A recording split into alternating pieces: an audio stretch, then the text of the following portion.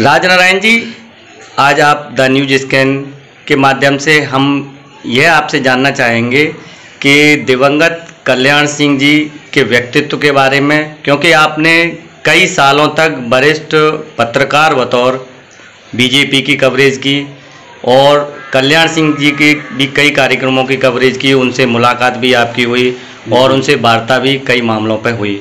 तो आप हमारे दर्शकों के साथ साझा कीजिए कि क्या रही मेमोरीज, कैसा था उनका व्यक्तित्व। जी, द न्यूज स्कैन के सभी साथियों का स्वागत है।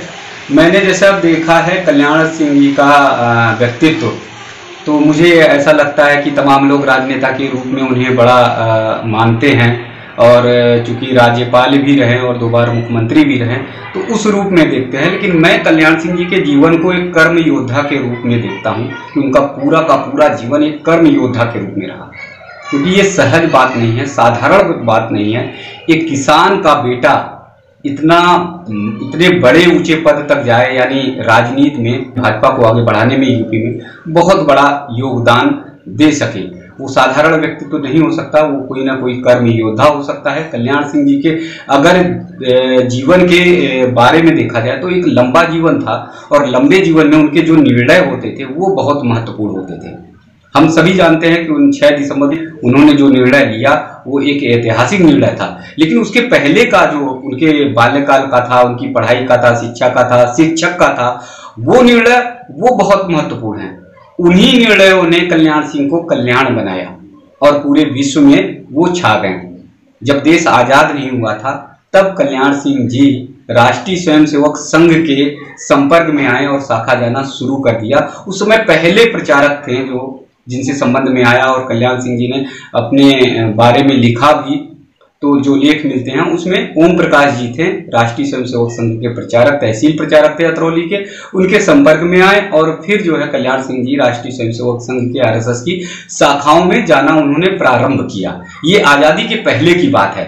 तो इतना लंबा जो है जीवन काल, जो संघ से, बीजेपी से, भारतीय जनसंघ से, जनता पार्टी से लेकर किसी का नहीं होगा, बहुत कम लोगों का होगा। फिर उन्होंने शाखा जाना शुरू किया। शाखा जाते जाते तमाम जगहों पर संघ का विस्तार किया। अतरौली में तमाम ऐसे कार्यकर्ता मिलते हैं, तमाम ऐसे लोग मिलते हैं जो बताते हैं कि कल्याण सिंह ने उन्हें स्वयंसेवक आरएसएस का बनाया। फिर देश आजाद हुआ, तो देश आजाद होने के बाद उनके मन में जो परिकल्पनाएं होती थी कि हमारे भारत में, हमारे देश में गांव, किसान, गरीब, उसकी उन्नति हो, वो आर्थिक रूप से स्वावलंबन बने, मजबूत बने, उसके लिए भी उन्होंने प्रयास किया।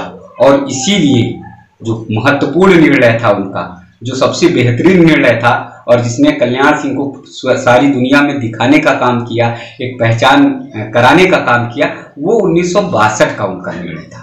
1962 में मांगेराम जी प्रचारक थे उस समय, और कल्याण सिंह जी उस समय पढ़ाते थे, शिक्षक थे। तो मांगेराम जी ने उनसे कहा कि तुम बढ़िया बोल लेते हो, काम करते हो। इससे पहले मैं बताऊंगा कि कल्याण सिंह जी तहसील कार्यवाह भी रहे राष्ट्रीय स्वयंसेवक संघ आरएसएस में।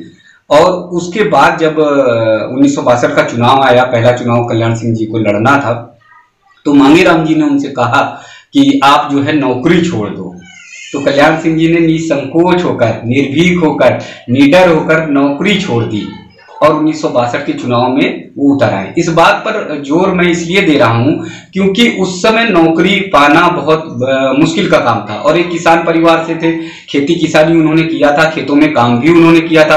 तमाम ऐसे लोग अतरौली के मिलते हैं जो बताते हैं कि कल्याण सिंह जी को मैंने खेतों में काम करते हुए भी देखा था। तो वो निर्णय लेना बहुत कठोर निर्णय था कि उस समय लोगों को लगता था कि नौकरी मिल जाए तो जीवन थोड़ा सा यापन अच्छे से चलने लगे। और ऐसे समय पर कल्याण सिंह जी नौकरी छोड़ते हैं और राजनीति में कूद पड़ते हैं। 1962 में देखिए हार हुई, कल्याण सिंह चुनाव हार गए, लेकिन वो खुद नहीं हारे।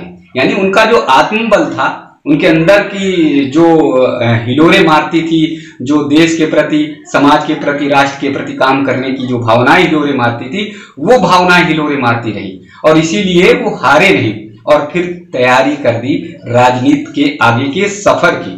और 1967 में दूसरा चुनाव आया और उसमें भी वो भारतीय जनसंघ के प्रत्याशी के रूप में उतरे और दूसरे चुनाव में उन्होंने जीत दर्ज की। भारतीय राजनीति में जो कल्याण सिंह जी ने शुरुआत की थी वो भारतीय जनसंघ से, 1962 का पहला चुनाव भारतीय जनसंघ से, 1967 का जो दूसरा चुनाव था जिसमें उन्होंने जीत दर्ज की वो भारतीय जनसंघ से। जब वो जीत हुई तो फिर उसके बाद कल्याण सिंह जी ने कभी पीछे मुड़कर नहीं देखा, भारतीय राजनीति में वो आगे बढ़ते चले गए। अब इसके बीच की जो बातें मुझे ध्यान में आ रही हैं वो मैं आप सबको बताना चाहूंगा। निर्णय की बात मैंने कहा था कि निर्णय लेने की क्षमता उनके अंदर कितनी तीव्र थी, कितनी तेज थी। उस समय उनके पास पैसे नहीं थे, चुनाव लड़ने की आर्थिक स्थिति बहुत अच्छी नहीं थी, शिक्षक के भी जो वेतन हुआ करता था बहुत कम था, किसान के बेटे थे, कोई मतलब बैकग्राउंड जो था वो बहुत मजबूत नहीं था। तो साइकिल से उन्हें प्रचार करना पड़ता था, लोगों को जाते थे, टोलियों को गांव गांव में बताते थे, कहते थे, नुक्कड़ सभाएं करते थे, कई कई दिनों तक गांव में रुकना पड़ता था। और वो एक भोपो लेकर जो है आवाज निकाल कर जो जिस तरह से गांव में बना लेते हैं, चूंकि उस समय माइक और लाउड स्पीकर नहीं हुआ करता था, तो उससे वो प्रचार किया करते थे और कहते थे, गांव के लोग भी कहते थे भोपो वाला आ गया, भोपो वाला आ गया। ऐसा उनके बारे में जो है लोगों के परिचय हो गया था, क्योंकि लगातार निकलते थे। एक प्रवक्ता है, पूर्व प्रवक्ता है चौधरी ऋषिपाल सिंह जी, रायपुर गांव के हैं, अतरौली के, वो बताया करते थे, वो उस समय पढ़ाई करते थे और कल्याण सिंह जी जो है उस समय चुनाव में लगा करते थे। तो वो बताते थे कि हम लोग भी साइकिल से जाते थे प्रचार करने के लिए, और पता चल जाता था कि गुरुजी पढ़ाई कर स्कूल के बाद जो है प्रचार के लिए जा रहे हैं, तो गांव से 10-15 किलोमीटर दूर चले जाते थे, वहां पर प्रचार करते थे। यानी साइकिल से भी उन्होंने प्रचार किया, गांव में रुक जाते थे, वहीं पर भोजन बनाना, लोगों के साथ रहना, बातचीत करना, रात रात भर मच्छर काटते रहते थे, सोने की सुविधाएं नहीं हुआ करती थी, भीषण गर्मी भी पड़ा करती थी, लेकिन कल्याण सिंह जी सबका हौसला बढ़ाए रहते थे, कार्यकर्ताओं का हौसला बढ़ाए रहते थे, उनका मनोबल बढ़ाए रहते थे और उस मनोबल को टूटने नहीं देते थे, क्योंकि साधन सुविधाएं कुछ थी नहीं, तो सोचते थे कि लोग मिलजुल कर काम करते रहें। और इसी के कारण कई बार ऐसा हुआ कि जब उन्हें चुनाव में जीत एक मिली, किसी भी तरह से कहीं से व्यवस्था हुई, तो उसमें क्या होता था, कई बार तेल खत्म हो जाया करता था रास्ते में। उस समय पेट्रोल पंप भी नहीं हुआ करता था, 62 या 67 के चुनाव का के बारे में आप सोच सकते हैं, तो उस समय धक्का लगाना भी पड़ता था। तो कल्याण सिंह जी इसमें भी गुरेज नहीं करते थे, इसमें भी वो असहज नहीं होते थे और सभी साथियों के साथ, कार्यकर्ताओं के साथ कहते थे कि चलो हम लोग मिलकर जो है धक्का लगाते स्टार्ट करते, थोड़ी दूर ले जाते हैं। फिर वहां पर कोई 1 दिन तक का समय लग जाता था डीजल या पेट्रोल लाने के लिए, क्योंकि पेट्रोल पंप नहीं हुआ करता था, शहर में जाना पड़ता था। तो ऐसे करके उन्होंने चुनाव के लड़ा और लड़ने के बाद जीतते गए। 1967 का चुनाव लड़ा और फिर उनकी जीत निरंतर आगे बढ़ती गई। फिर आया इमरजेंसी का समय, आपातकाल का समय। आपातकाल का समय भारतीय जनसंघ, राष्ट्रीय स्वयंसेवक संघ के लोगों के लिए बड़ा दर्द भरा था, बड़ा कष्टकारी था, क्योंकि उस समय आपातकाल में संघ के लोगों को, भारतीय जनसंघ के लोगों को पकड़ लिया जाता था, गिरफ्तारियां हो जाती थी। और कल्याण सिंह भारतीय राजनीति में ऐसे हैं कि 21 महीने वो जेल में रहे।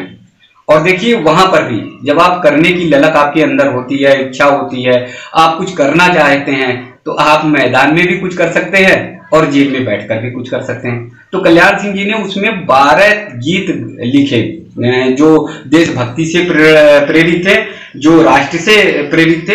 वैसे 12 के करीब गीत उन्होंने लिखे थे। काशी बनारस में उन्हें जेल में बंद रखा गया था, वहां 21 महीने रहे। यानी आपातकाल जब खत्म हुआ था तब तमाम लोग ऐसे थे, बीच में छूट भी जाया करते थे, लेकिन कल्याण सिंह जी जो है वो 21 महीने के करीब जो है जेल में रहे और उन्होंने वहां पर उसको रचनात्मक कार्य के रूप में काम किया। उन्होंने क्या किया कि उस जेल में रहकर गीत लिखे, देशभक्ति से जुड़े हुए हैं। तमाम गीत जो है संघ में, आरएसएस में और देशभक्त जो लोग हैं वो गुनगुनाते रहते। अब यहाँ पर एक और मैं बात कहूंगा कल्याण सिंह के निर्णय लेने की क्षमता को और कल्याण सिंह जी के दृढ़ इच्छा शक्ति को, आत्मबल को और उनकी संकल्प शक्ति को। 21 महीने जेल में रहे, लेकिन कल्याण सिंह फिर लौटे नहीं वापस, क्योंकि वहां यातनाएं भी थी, कष्ट भी था, दिक्कत भी था, परिवार को छोड़े हुए थे, पीछे कोई देखने वाला नहीं था। तो ऐसे समय पर कभी कभी मन में आता है कि इतना कष्ट सहना, इतना दुख सहना, इतनी तकलीफें सहना, फिर चलो वापस चलते हैं, अब राजनीति में क्या करेंगे। लेकिन कल्याण सिंह जी यहाँ पर लौटते नहीं और कल्याण सिंह जी आगे बढ़ जाते हैं। आगे बढ़ने के बाद भारतीय जनता पार्टी से चुनाव होता है और उस जनता पार्टी से भी चुनाव वो जीतते हैं।